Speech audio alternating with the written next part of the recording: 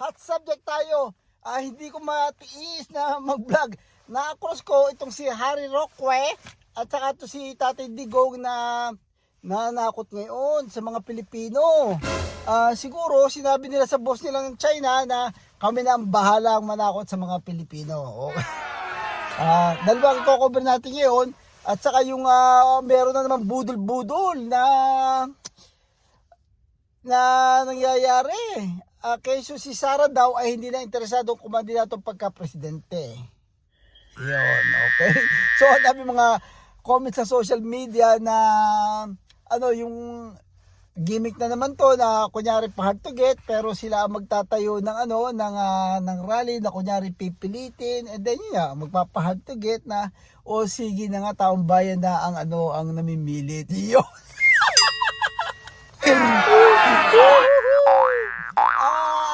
Ayoko na mag-vlog pero nakakaalim din full time ako nanonood ng mga drama. Aware tayo na si Delima ay nakalabas na at magbibigay tayo ng insight dito sa sa mga issue. Anyway, iba ang ginagawa ng Marcos kaysa sinasabi nila. Okay, normal lang naman talaga doon sa mga halimbawa mga politiko, yung kanilang pamilya ay iba ang sinasamahan ng mga partido para para matibay yung nila. Kung matalo man, may kasangga naman yung kapamilya nila. Alright, check this out. Okay, during a session dito sa Congress, kung natatandaan ninyo, binastos ni Sandro Marcos yung tatlong Makabayan Block. Okay, itong Makabayan Block na to, itong mga minority Congress ay gusto nilang questionin yung confidential fund ni Sara. Ngayon itong si Sandro Marcos ay kunyari ay siya pasipsip kay Sara. Okay, pinagpatayan niya ng binastos niya talaga ganoon. Siguro yun ang script nila. Kasi on the back of my mind, kung maging successful itong itong Makabayan Block na to na mawalaan ng confidential fund si Sara, I don't think yung tatlong yun ang dahilan. Depende lagi yan dito sa Speaker of the Congress, which is si Romualdez yun. Siyempre, ang boss ng Romualdez ay Marcos yan.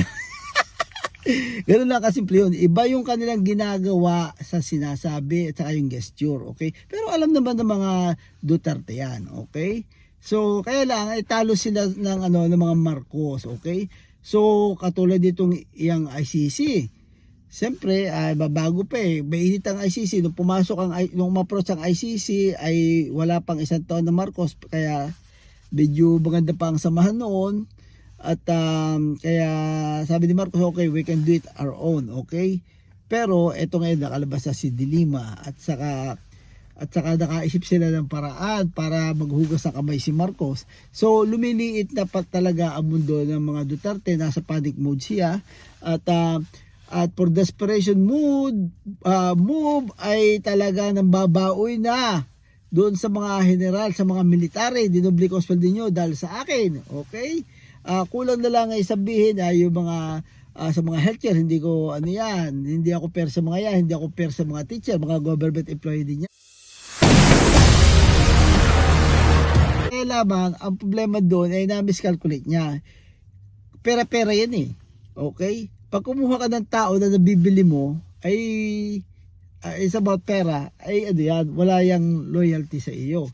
So, most of them are mga general na mga milyonaryo na sa AGK.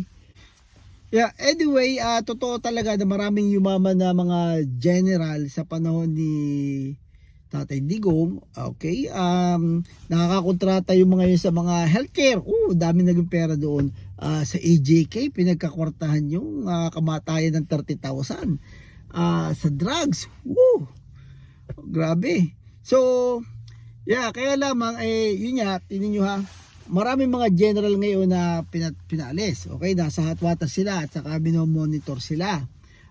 Yung mga yumaman na general, siyempre kung napasama mo sila dahil sa perahan, pera-pera lang yan. So ngayon, I don't think na yung mapera na sila, isasacrifice pa nila yun. Iiwanan nila Let's say, dadali nila yung pamilya nila sa abroad, sasama sila kay Tatay Diggs, which is tagilid na ang lagay ni Tatay Diggs. At kanya-kanyang ano na lang yan, kanyang buntot, kanyang hila. Okay? So, yun ang ano ngayon, yun ang insight natin diyan. So, dahil ang nasa desperate move na si Tatay Diggs, nang babawi na sa mga general parang ang nangyayari kaya nasa panic mode siya, ramdam niya na kasi pumalpak yung kudita niya so yun ang feedback, hindi siya sinamahan. So according to Trillanes sa interview ay ang impression ng mga military ay baka nagagamit sila kasi ang China ang makikinabang dito. So yun, okay, so ang mga sundalo ay ayaw talaga ng China. Yun ang doon, yun ang big issue doon. So na-miscalculate yun ni Tatay Diggs. Yung kanyang pro-China ay imposible na makabuo siya ng military. So yun lang ang yun lang ang magic word dun Sabi lang ni Marcos na kaya maganda lagay ni Marcos mas solid ang military kay Marcos. So I don't think na yung barahan ni Harry Roque at saka ni Tatay Diggs na matatakutin ang mga tao na ang military daw ay mag-aalsa pag hindi nakinig sa kanila, yung pag hindi ibinalik yung confidential pa ni Sara, o style bandido nga ay it's gonna work. No, it's not. Yun. At saka mananakot pa sila, ginawa na nga nila. Ay pumalpak nga, kumbaga sa labintador ay pumusngat yung subingaw. Hindi pumutok. So, yung mga vlogger lang they're on the loose, yung mga vlogger lang. Ay siyempre, ay ang totoo niya kasi ang vlog pala, ito kasi ako nagba-vlog once a month. Ang huli kong vlog more than 2 weeks na okay? Pag hindi ka pala nagba-vlog, ay hindi ka nare-recommenda ng YouTube. Kaya lately wala nang nanonood. Oo, ganun. Ngayon, ay ako naman hindi naman to tayo po pwede na mag-vlog araw-araw. Anyway, may mga nagre-request sa akin na bakit daw hindi ko i-vlog si Robin Padilla.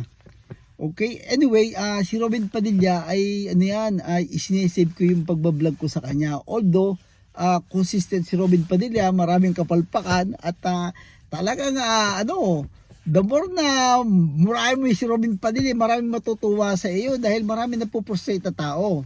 Anyway, so ako naman para bang baseline ni Robin Padilla yun yung kakabubuhan daw sabi sabi ng mga netizen yun. Okay? Anyway, so isinesave ko yun pagka yung halimbawa ay yung misis ko may argument kami. Tayo naman mga lalaki, hindi naman tayo nalaban ng, we don't talk back sa asawa natin dahil babae yan, di ba? At siyempre, kailangan ilabas mo rin yung sama na loob mo. Yun, doon ako magbablog kay Robin Padilla. So, kung bubuhos yung galit ko. Yung frustration ko sabihin ko, doon ko na lang, okay? So, yun lang, at least kami kaya maganda ang samahan namin ng misis ko, okay? Thank you kay Robin Padilla sa mga kanyang kabubuhan daw hindi naman kabubuhan kasi yun ang kanyang yun ang baseline talaga ni Robin Padilla, yun ang abot ng pag-iisip niya, so we have to respect that, yun lang. Yun ang baseline ni Robin Padilla. Anyway, so yun, salamat sa mga nag-subscribe kahit pasulpot-sulpot lang tayo at